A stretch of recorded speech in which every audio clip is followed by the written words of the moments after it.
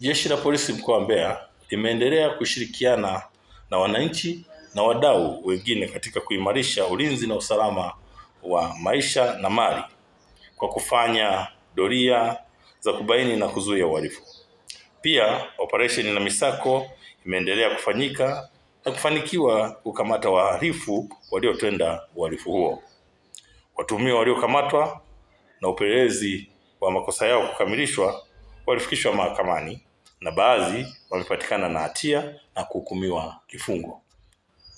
Katika mahakama ya wilaya ya Kyela, mtuhumiwa anaitwa Zawadi Jackson Mwakijoro. Huyu ni mwandishi wa habari na mtangazaji wa kituo cha utangazaji ambacho kinajulikana kama 94.1 K4 FM. Ni mkazi wa Itunge wilayani Kyela katika mkoa huu wa Mbeya.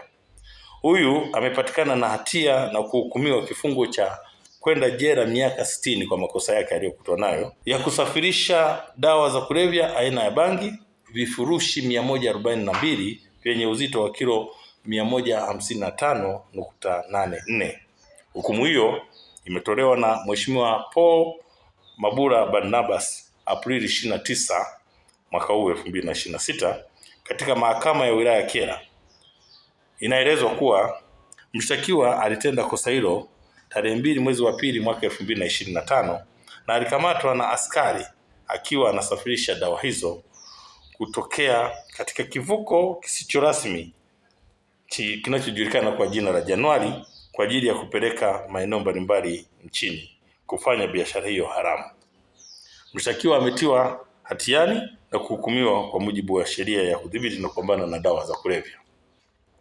Aidha, mtuhumiwa mwingine ambaye anaitwa Yesaya Watson Mwakyoma, huyu mkazi wa Kafundo wilayani Kyela katika mkoa huu wa Mbeya, naye katika mahakama hiyo ya wilaya ya Kyela amepatikana na hatia ya kuhukumiwa kifungo cha jela miaka 30 kwa kosa la kubaka alilotenda dhidi ya mtoto mwenye umri wa miaka 7 ambaye ni mwanafunzi wa darasa la pili. Jina tunalihifadhi. Hukumu hiyo imetolewa na Mheshimiwa Paul Barnabas Aprili 29. Kabla ya hukumu hiyo ilielezwa kuwa mshtakiwa alitenda kosa hilo Machi 10 mwaka 2025 baada ya kumkuta mtoto huyo akiwa anacheza na watoto wenzake katika makazi ya mtuhumiwa. Kisha mshtakiwa alimshika mkono na kuingia naye chumbani kwenye nyumba yake na kumwingilia kimwili.